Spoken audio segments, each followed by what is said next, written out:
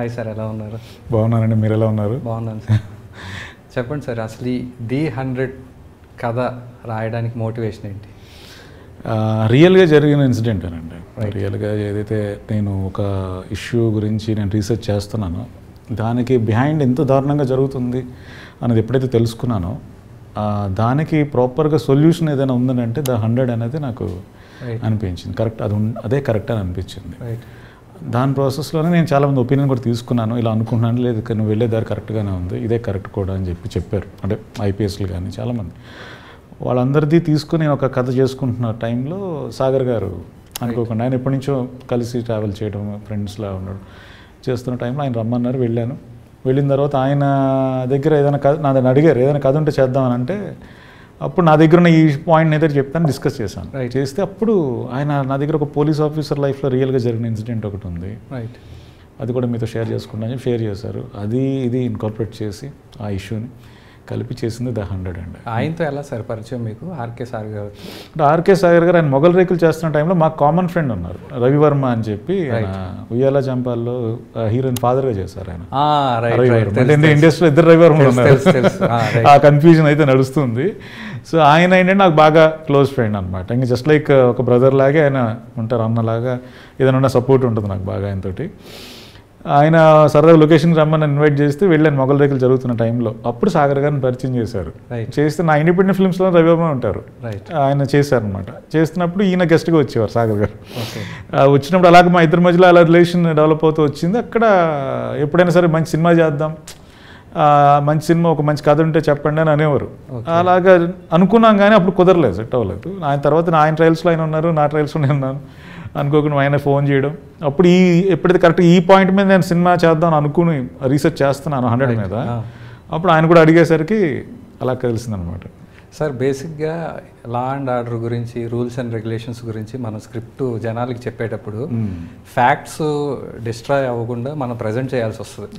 ఈ సినిమా పరంగా మీరు ఎంతవరకు సినిమాటిక్ లిబర్టీ తీసుకున్నారు, రియల్ ఫ్యాక్ట్స్ ఎంతవరకు చూపించబోతున్నారు? అండ్ దీనిలో ఆల్మోస్ట్ జరిగింది ఫ్యాక్ట్ ఏదైతే ఉందో అదే తీసానండి. దాన్ని కంటే కూడా నిజంగా కొంచెం పాలిష్డ్గానే తీసాను. ఓకే, జరిగిన దానికంటే, ఎందుకంటే పాలిష్డ్గా తీయడమే కరెక్ట్ కూడా, ఎందుకంటే ఎక్కువ మందికి రీచ్ అవ్వాలి నేను. దాన్ని ఇంకా రకంగా తీయచ్చు, కానీ ఎక్కువ మందికి రీచ్ అవ్వాలని కొంచెం పాలిష్డ్గా అన్ని ఏజ్ గ్రూప్స్కి తెలియాలి. సో అందుకని నేను అలా పాలిష్డ్గా తీయడం జరిగింది. ఆ ఫ్యాక్ట్స్ని ఆథెంటిసిటీ అయితే ఉంటుంది, పోలీస్ డిపార్ట్మెంట్ ఎలా ఉంటుంది, పోలీస్ ఆఫీసర్ హైరార్కీ ఎలా ఉంటుంది, వాళ్ళు ట్రైనింగ్ పీరియడ్ ఎలా ఉంటుంది, ఇవన్నీ కూడా ఆథెంటిసిటీ తీసుకుని దాన్ని ఎంతవరకు చెప్పాలో అంతవరకు చెప్తూ వచ్చాను. దాని మీద డీప్గా స్టడీ చేసే నేను చేసిందే తప్ప ఏదో సినిమాటిక్గా వెళ్ళిపోతాను. ఏదో చిన్న చిన్న హెయిర్ స్టైల్స్, కాస్ట్యూమ్స్, ఆలిబాడీస్ ఉంటాయి, ఫైట్ సీక్వెన్స్లో చిన్న అవి ఉంటాయి. సో కొంచెం ఆ కమర్షియాలిటీ ఉంటూ ఏదైతే రియలిస్టిక్ అప్రోచ్తో పాటు ఒక మెసేజ్ చెప్పడం జరిగింది. ఓకే, దానికి నేను థ్రిల్లర్ జానర్ తీసుకున్నాను. ఓకే, మనకి సినిమా క్యారీ అవ్వాలంటే సినిమాలో హీరో టైటిల్ అనేది చాలా ఇంపార్టెంట్. హీరో పేరు అనేది విక్రాంత్ అనే పేరుని ఎవరు సజెస్ట్ చేశారు? మీ చాయిసేనా, లేదు చాలా పేర్లు రాసుకున్న తర్వాత విక్రాంత్ ఐపీఎస్ అని పెట్టాల్సి వచ్చింది? లేదు, సడన్గా వచ్చిందండి. ఏ పేరు పెడితే బాగుంటుందని ఆయన అన్నప్పుడు అనుకోకుండా నా మైండ్లో ఎందుకో విక్రాంత్ వచ్చింది, అంతే. అది ఎందుకు వచ్చింది అన్నది నేచరే చెప్పాలి, మనం చెప్పడానికి లేదు. నేను ఒక చోట చదివాను, మీరు కృష్ణవంశీ గారి దగ్గర 6 years డైరెక్షన్ డిపార్ట్మెంట్లో వర్క్ చేశారు. ఆ జర్నీ గురించి చెప్పండి సార్. ఆయన దగ్గర నేను యాక్చువల్గా అంటే కృష్ణవంశీ గారు అన్నయ్య ఆయనకి పరిచయం చేశారనమాట. నేను అంటే చేసిన తర్వాత అప్పుడు ఆయనతో ట్రావెల్ చేయడం జరిగింది. చేస్తున్నప్పుడు నాకు ఇచ్చిన ఆయన వర్క్ ఏంటంటే అసైన్మెంట్స్, క్యారెక్టర్ ఏదైనా బాగా డీప్గా స్టడీ చేస్తారు. ఏది ఊరికి ఒక క్యారెక్టర్ సినిమాలో మనం చూస్తున్నాం అంటే ఏదో రాసేసింది కాదు, అది ఒక రియల్ లైఫ్లో అలాంటి క్యారెక్టర్ చూసి నేను పలానా వాళ్ళు చూశాను, అక్కడ వెళ్ళు, లేకపోతే అది చూడు, వాళ్ళని ఇంటర్వ్యూ చేయి, వాళ్ళతో ట్రావెల్ చేయి అని చెప్తూ ఉండేవారు. అలాగ వెళ్ళినప్పుడు వాళ్ళ క్యారెక్టర్స్ డిజైన్ చేయడం, వాళ్ళ క్యారెక్టర్స్ ఏదైతే ఉన్నాయో రియల్ లైఫ్లో వాళ్ళ ప్రకారంగా నేను వాళ్ళతో ఫాలో అవుతూ అవన్నీ కూడా షూట్ చేసి వాళ్ళ ఇంటర్వ్యూస్ తీసుకొని ఎడిట్ చేసి ఆయన చూపిస్తూ ఉండేవాడిని. ఈ జర్నీలో నాకు ఏంటంటే క్యారెక్టర్ డిజైనింగ్ అనేది బాగా అలవాటైంది. సో నేర్చుకున్నాను, చాలా విషయాలు నేర్చుకున్నాను. అంటే మనం ఒక బుక్ చదివేసి దాంట్లో ఇలా అనుకోవడం, ఒక హ్యూమన్ సైకాలజీ చదివేసి అనుకోవడం, ఇవన్నీ డిఫరెంట్. అదంతా సబ్జెక్ట్ డిఫరెంట్ అయినప్పుడు రియల్ లైఫ్లో ప్రాక్టికల్గా వచ్చేసరికి ఏమేమి జరుగుతున్నాయి, వాళ్ళ పర్స్పెక్టివ్స్ ఎలా ఉంటున్నాయి, ఇవన్నీ కూడా అన్నీ చూసి అర్థం చేసుకుని రియల్ లైఫ్లో ఎలా ఉంటుందో అన్నది ఆయన వల్ల నాకు వచ్చింది. అదే నేను దీంట్లో కూడా పెట్టడం జరిగింది, ప్రాక్టికల్గా అప్లై చేశాను. సో ఆయనతో పాటు నేను అలా ఆ వర్క్ ఎక్కువ ట్రావెల్ చేస్తూ ఉన్నాను అనమాట ఆయనతోటి. సో దాని మీద ఈ క్యారెక్టర్ డిజైనింగ్ కానీ ఆల్రెడీ ప్రీవియస్గా నేను చేసిన ఇండిపెండెంట్ ఫెస్టివల్స్లో మంచి అప్లాజ్ రావడానికి కారణం కూడా ఆయన దగ్గర నేర్చుకున్నది. ఓకే, మీకు already 6 Nandi awards 200 international awards కూడా వచ్చినాయి కదా. వచ్చాయి, చాలా మంది తెలియదు అండి. నేను అంటే వచ్చాయి అంటే మనం చేసిన వర్క్ అలా అప్లాజ్ వచ్చింది, దాన్ని మరీ ఎక్కువ చెప్పుకున్నా బాగోదని ఎక్కువ దాన్ని చేయను. ఇప్పుడు ట్రైలర్లో చూస్తే జరిగిపోయిన విషయాన్ని మనం ఎలాగో మార్చలేము, అవును, జరగబోయే విషయాన్ని మార్చే ఇది మన చేతుల్లో ఉంది అని చెప్పారు. కాకపోతే మీరు ఒక ఇంటర్వ్యూలో everything is return in destiny మనల్ని ఎటువైపు డ్రైవ్ చేస్తే అటే మనం డ్రైవ్ చేయాలి అని చెప్పి మీరు ఒక ఇంటర్వ్యూలో చెప్పారు. So how do you justify this both statements? అంటే డెస్టినీ రియల్ లైఫ్లో మనకి రియల్ లైఫ్లోనే కదా, మామూలుగా కూడా ఆ విషయం జరుగుతుంది పలానా. ఇప్పుడు సపోజ్ అక్కడెక్కడో బాంబు ఉంది అని అనుకున్నాం అనుకోండి, రియల్ లైఫ్లోనే దాన్ని ఏదో చేసి ఆపాలని ప్రయత్నం చేస్తాం. అసలు అక్కడ బాంబు ఉందో లేదో తెలియనప్పుడు ఏం చేస్తాం, అక్కడ ఏం జరుగుతుందో కూడా మనకు తెలియదు. అది నేను ఆ డిఫరెన్స్ అదే నేను చెప్పాను. ఓకే, నేచర్ మనం డిసైడ్ చేస్తుంటే అక్కడ ఏమవుతుందో తెలియనప్పుడు ఏదవుద్దో మనకు అక్కడ ఖచ్చితంగా తెలిసినప్పుడు మనం ఖచ్చితంగా అది ఆపడానికి ట్రై చేస్తాం. అది నేను చెప్పింది. సో ఆర్కే సాగర్ గారి గురించి మీ అబ్జర్వేషన్ ఏంటి సార్? లేదు, మంచి ఆర్టిస్ట్ అన్న. ఓకే, మంచి ఆర్టిస్ట్ ఆయన. అంటే ఈ క్యారెక్టర్కి ఎలాగా చేయాలో అలాగా అంతలా చేశారు, దీన్ని అంత ఓన్ చేసుకుని చేశారు. అంటే ప్రీవియస్గా ఆర్కే నాయుడు క్యారెక్టర్కి విక్రాంత్ ఐపీఎస్కి చాలా డిఫరెన్స్ ఉంటుంది. లోగో డిజైన్ చూస్తే 100 మధ్యలో ఒక చెయ్యి ఇట్లా గుర్తు ప్లస్ అది కూడా పట్టుకున్నట్టు ఉంది. Good question. అది రూల్స్ అండ్ రెగ్యులేషన్స్, చట్టానికి ఈక్వల్ బ్యాలెన్స్ ఉండాలి. మంచి క్వశ్చన్ అడిగారు, ఇప్పుడు వరకు ఎవరు అడగలేదు నన్ను. ఏంటి సార్ ఆ టైటిల్ లోగో గురించి? అది క్లైమాక్స్ లో తెలుస్తుంది. అవునా? అందుకని అసలు ఆ ఇంటెన్షన్ ఏంటి సార్, ఆ డిజైన్ అలా చేయించాలని ఏంటి? యాక్చువల్గా దాంట్లోనే కథ ఉందండి. అవునా? మీరు చూసిన అంతా ఇంత 100 ఎందుకు పెట్టారంటే అందుకే పెట్టాను. ఓహో, కథ కూడా అందులోనే ఉంది. ట్రైలర్ లో చూస్తే ఇంకో డైలాగ్ ఉంది, అసలు నేను వెపనే వాడకూడదని వచ్చాను కానీ వాడాల్సి వచ్చింది. ఇంకో డైలాగ్ ఏంటంటే నేనే ఒక వెపను, నేనే ఒక వెపన్ అని చెప్పి చెప్తున్నారు. ఏంటి సార్ వెపన్ గురించి ఏంటి అంత జర్నీ ఏంటి సినిమాలో? వెపన్ గురించి జర్నీ ఉందండి. రైట్, అంటే హీరో యాక్చువల్గా వెపన్ యూజ్ చేయాల్సిన అవసరం లేదు అని ఒక సెల్ఫ్, అంటే బాగా కాన్ఫిడెంట్గా ఉన్న వ్యక్తి, సెల్ఫ్ డిఫెన్స్ కోసం అసలు నేను వెపన్ నాకు అవసరం లేదనుకున్న వ్యక్తి. అలాంటి వ్యక్తి అంటే తన పోస్టింగ్ వచ్చినప్పుడు ఆ పిస్టల్ తీసుకెళ్ళి దాంట్లో లాకర్లో కూడా పెట్టేస్తాడు, నేను యూజ్ చేయను. అలాగే మన ఫైట్ సీక్వెన్స్లో కూడా ఎవరైనా ఫైటర్ వచ్చి ఆ కత్తి పట్టుకుని దగ్గరికి వచ్చినా తన చేతిలోకి వచ్చినా సరే విసిరేస్తాడు. ఓకే, అసలు ఎక్కడ కూడా సినిమాలో స్టార్ట్ టు ఎండ్ ఎక్కడ కూడా నైఫ్ అనేది పిస్టల్ అనేది యూజ్ చేయడు హీరో.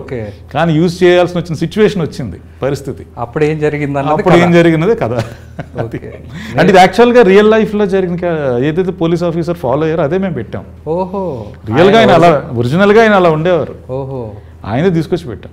ఓకే, ఈ కథ పరంగా ఫిక్షనలైజ్ ఏమైనా చేశారండి? పేర్లు ఫిక్షన్ మామూలుగా ఒరిజినల్గా అలా చెయ్యాలి. అందుకనే ఇంకా ఏంటంటే బికాస్ ఆయన చెప్పిన పాయింట్సే మనం తీసుకున్నాం, కొన్ని నా పాయింట్స్ నేను పెట్టిన.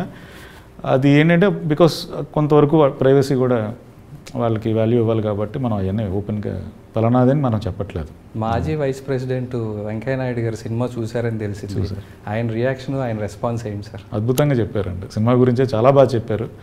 ఆయన చెప్పిన మాటల్లో మాకు ఇంకా కాన్ఫిడెన్స్ బాగా పెరిగింది. అసలు బాగా వెంకయ్య నాయుడు గారు చెప్పారు, ఐటీ మినిస్టర్ శ్రీధర్ బాబు గారు చెప్పారు, తర్వాత సజ్జనార్ గారు చెప్పారు, నాగబాబు గారు చెప్పారు. అవును, ఆయనతో ఒక ఇంటర్వ్యూ కూడా చేశారు కదా సజ్జనార్ గారితో మీరు? అంటే ఇంటర్వ్యూ లేదు, ఆయన ఫీడ్బ్యాక్ ఇచ్చారు నాకు ఫీడ్బ్యాక్ ఇచ్చారు. ఆయన ఫీడ్బ్యాక్ ఇచ్చి ఆయన అసలు మామూలుగా కాదు ఇచ్చిన ఫీడ్బ్యాక్. అలా అయితే ఫస్ట్ సినిమా నమ్మలేదు ఆయన. నేను ఫస్ట్ సినిమా సార్ అంటే చాలా బాగుంది, అసలు ఇలాంటి పాయింట్ తీసుకోవాలని ఎలా అనిపించింది, ఇది అవసరం, మంచి పాయింట్ తీసుకున్నారు, చాలా బాగా డీల్ చేశారు, స్టార్టింగ్ నుంచి ఎండింగ్ వరకు చాలా గ్రిప్పింగ్గా ఉంది అని ఆయన అసలు వదలలేదు, చాలాసేపు బాగా చెప్పారు సినిమా గురించి. ట్రైలర్ క్వాలిటీ చూస్తే చాలా ఎక్సలెంట్గా ఉంది. డిఓపి శ్యామ్ కే నాయుడు చాలా ఎక్స్పీరియన్స్డ్ క్యాండిడేట్. ఈవెన్ నేను కూడా వర్క్ చేశాను పూరి గారి దగ్గర ఉన్నప్పుడు.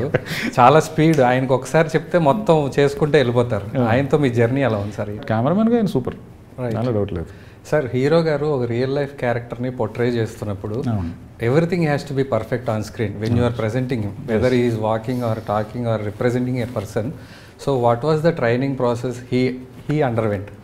బేసిక్గా ఆయనకు కూడా పోలీస్ అని బాగా ఇష్టం అండి. రైట్, అంటే ఆయన కూడా మా ఫ్యామిలీలో కూడా కొంతమంది ఐపీఎస్లు ఉన్నారు, అలాగే ఆయనకు కూడా ఐపీఎస్లతో చాలా పరిచయాలు ఉన్నాయి, బాగా క్లోజ్గా ఆయన మూవ్ అవ్వడం జరిగింది. సో అక్కడ ఆటోమేటిక్గా అదంతా బిహేవియర్ కానీ ఇదంతా కూడా ఆయన టైలర్ మేడ్ అనే చెప్పాలి. మనకి ఈ క్యారెక్టర్ ఏదైతే డిజైన్ చేసామో ఈజీగా ఓన్ చేసుకున్నారు. అది టోటల్గా ఒరిజినల్ లైఫ్ ఏదైతే పోలీస్ ఆఫీసర్ ఉన్నారో ఆయన ఎలా ఉండేవారు ఇవన్నీ కూడా స్టడీ చేయడం వల్ల ఈయన ఈజీగా ఆ క్యారెక్టర్ని చేయడం జరిగింది.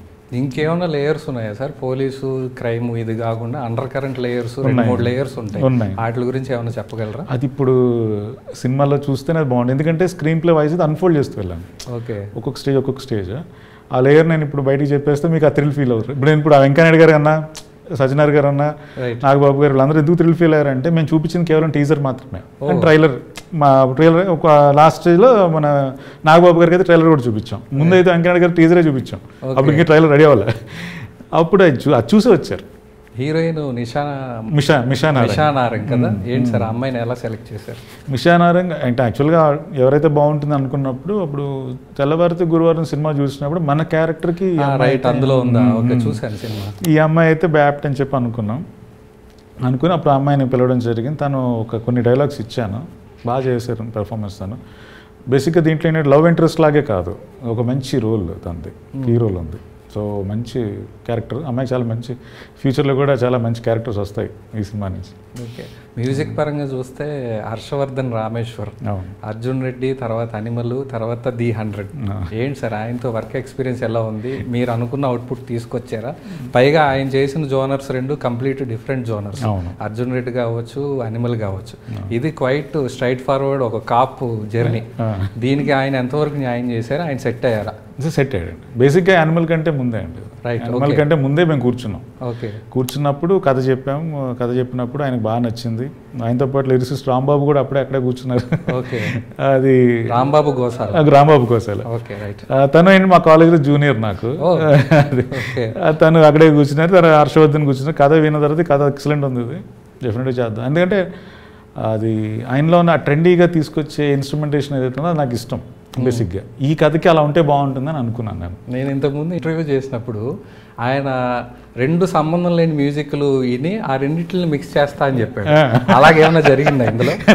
ఎక్స్పీరియన్స్ లేదు. ఏ ఎమోషన్ అయితే ఈ కథకి మనకు అవసరం అనుకుంటున్నాం, ఆ ఎమోషన్ ఎన్హాన్స్ చేయడానికి ఏ మ్యూజిక్ అయితే అవసరం అదే చేశారు. అనిమల్ అప్పుడు నేను ఇంటర్వ్యూ చేస్తే ఆయన అదే చెప్పాడు, అనిమల్కి కావాల్సిన మ్యూజిక్, అసలు అనిమల్కి అసలు సంబంధం లేని మ్యూజిక్ 2 విని 2 నేను మిక్స్ చేసి చేశాను అనిమల్ మ్యూజిక్ అని చెప్పారు. అందుకని అడుగుతుంది. మనకి జెన్యున్గా ఏదైతే కరెక్ట్గా చేయాలో అలా చేశారు. ఇది ఈ సినిమాకి ఇంత బడ్జెట్ ఉంటుంది కాబట్టి ఇలా చేయాలి అలా చేయాలని ఏం లేదండి.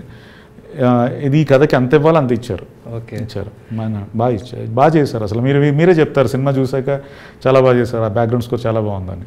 ఓకే, నిజంగా ప్రతి ఒక్క ఫస్ట్ హాఫ్ అవగానే అసలు బ్యాక్గ్రౌండ్ స్కోర్ ఎవరైనా అడుగుతున్నారు, రైట్, అంటే చూసిన వాళ్ళందరూ కూడా. ఓకే, చాలా సార్ డైలాగ్స్ చూస్తే చాలా షార్ప్గా కథకి సంబంధించిన యాప్ట్గా ఉన్నాయి. డైలాగ్ వర్షన్ ఎవరు రాశారు? ఆ డైలాగ్స్ జర్నీ చెప్పండి సార్. డైలాగ్ సుధీర్ వర్మ రాశారండి. తను నాకు ఎప్పటి నుంచో ఫ్రెండ్. రవి వర్మ ఎలాగో ఫ్రెండ్, ఆయన కూడా అలాగే ఫ్రెండ్ నాకు. ఆయన అంటే నాకు ప్రీవియస్గా నేను చేసిన ఇండిపెండెంట్ ఫిల్మ్ కూడా ఒక దానికి నన్ను క్షమించడానికి కూడా ఆయనే రాశారు. ఆయన దీనికి కూడా పర్ఫెక్ట్గా రాశారు. అంటే ఎలా ఉంటుందంటే మా ఇద్దరు జర్నీ ఆల్మోస్ట్ బాగా క్లోజ్ ఫ్రెండ్స్ మేము.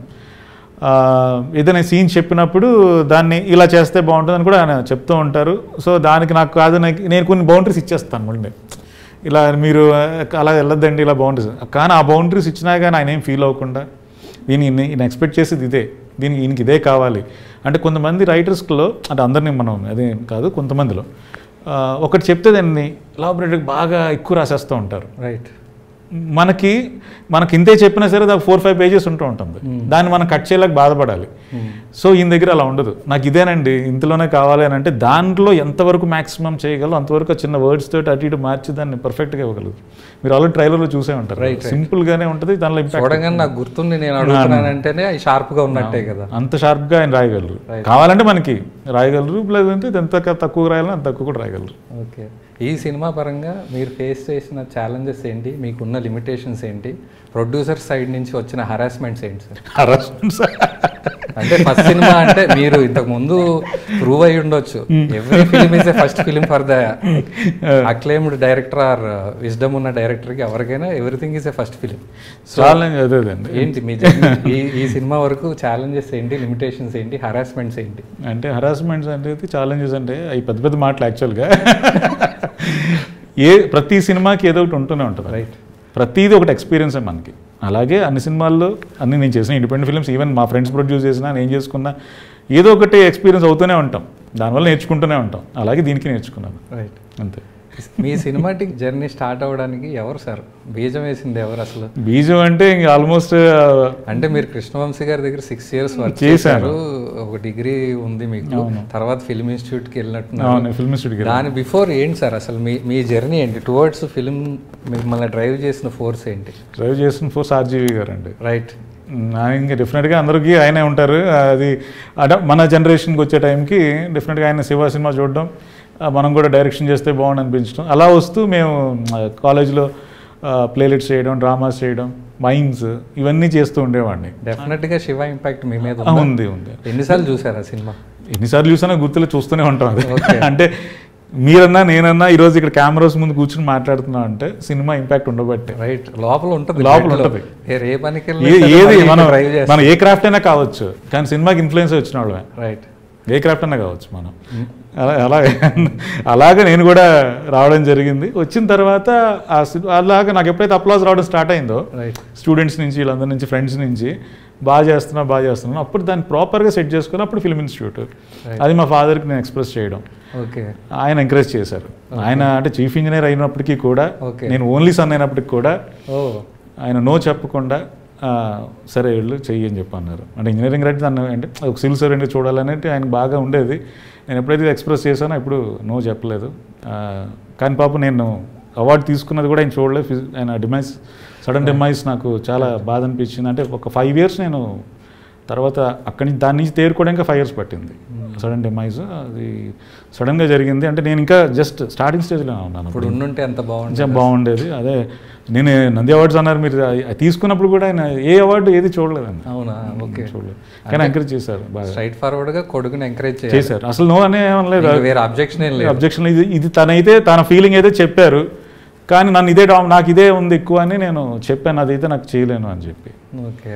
చేస్తే సరే అని చెప్పి అప్పుడు మా అంకుల్ ఉన్న శ్రీనివాసరావు గారు అని, కృష్ణవంశీ గారికి కజిన్ అవుతారు, ఆయనకి చెప్తే ఆయన కూడా ఎంకరేజ్ చేశారు.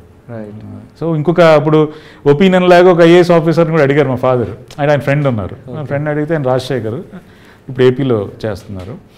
సో అడిగితే లేదు ఆర్జీవి కూడా, ఆయన కూడా ఇలా ఇంజనీరింగ్ గ్రాడ్యుయేట్, ఆయన సినిమా ఇండస్ట్రీకి వెళ్ళారు అంత సక్సెస్ఫుల్గా, లేదు ఆ డ్రీమ్ ఆ విజన్ అంతా కూడా తన స్క్రీన్ మీద చూపించడానికి అవకాశం ఉంటుంది, ఇదేముంది చేయటానికి అన్నట్టు ఆయన అంతా మనం పడుతున్నాం కదా తను అదిగా దాన్ని చేయనివ్వండి అని చెప్పేసి అన్నారనమాట. ఇంకా అక్కడ స్టార్ట్ అయింది journey. The 100 trailer AP deputy CM Pawan Kalyan గారు లాంచ్ చేశారు.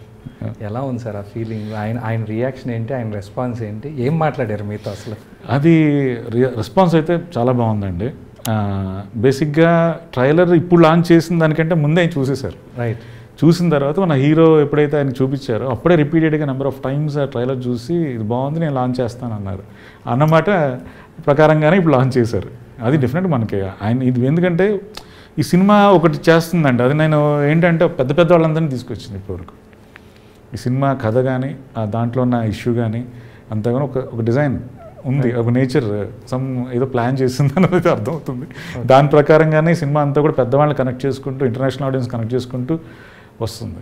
సో డెఫినెట్గా పవన్ కళ్యాణ్ గారు చేయడం, వెంకయ్యనాయుడు గారు మెచ్చుకోవడం, వీళ్ళంతా పెద్ద పెద్ద వాళ్ళందరూ దీని బ్లెస్సింగ్స్ ఉండడం నిజంగా చాలా కాన్ఫిడెన్స్ ఇచ్చింది.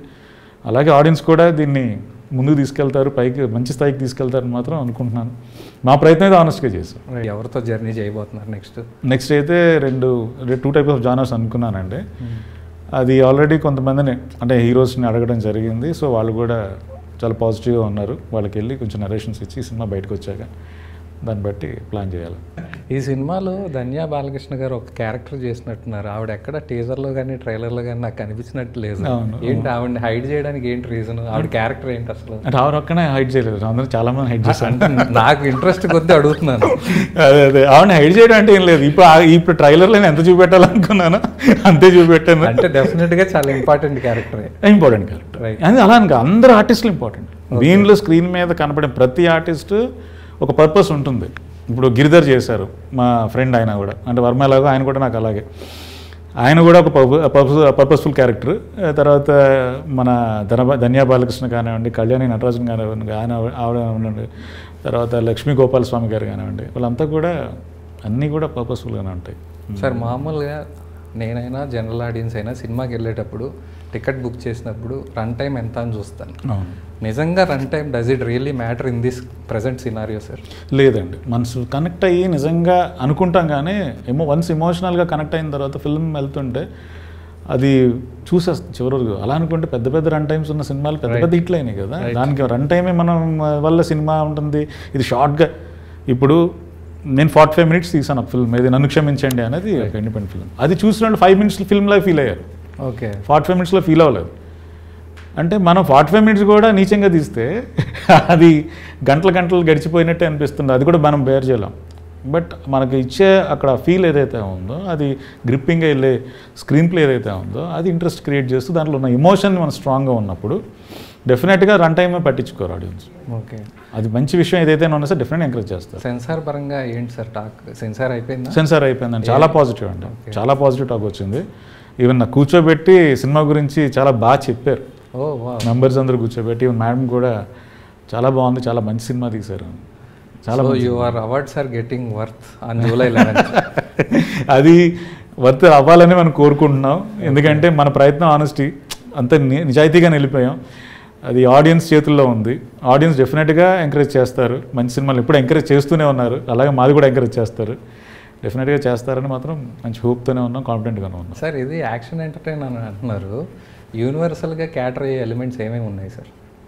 చాలా ఉన్నాయండి, అది మీకు వన్స్ సినిమాలోకి వెళ్ళిన తర్వాత ఈజీగా. ఓకే, ఈ మధ్య వైలెన్స్ ఎక్కువైపోయిందని చెప్పి జనాలు కానీ బయట అసోసియేషన్స్ కానీ గోల్ చేస్తున్నాయి. వైలెన్స్ నిజంగా ఎక్కువైందా లేదు జనాల మైండ్ సెట్ మారిందంటారా? జనాల మైండ్ సెట్ అంటే జనాలకి యాక్సెప్టెన్సీ పెరిగిందండి. రైట్, సినిమా మారింది అనే దానికంటే యాక్సెప్టెన్సీ అంటే పర్టికులర్ జానరే చూస్తారు, పర్టికులర్ జానర్ చూడరు అనేది లేదు, ఏదైనా చూస్తున్నారు.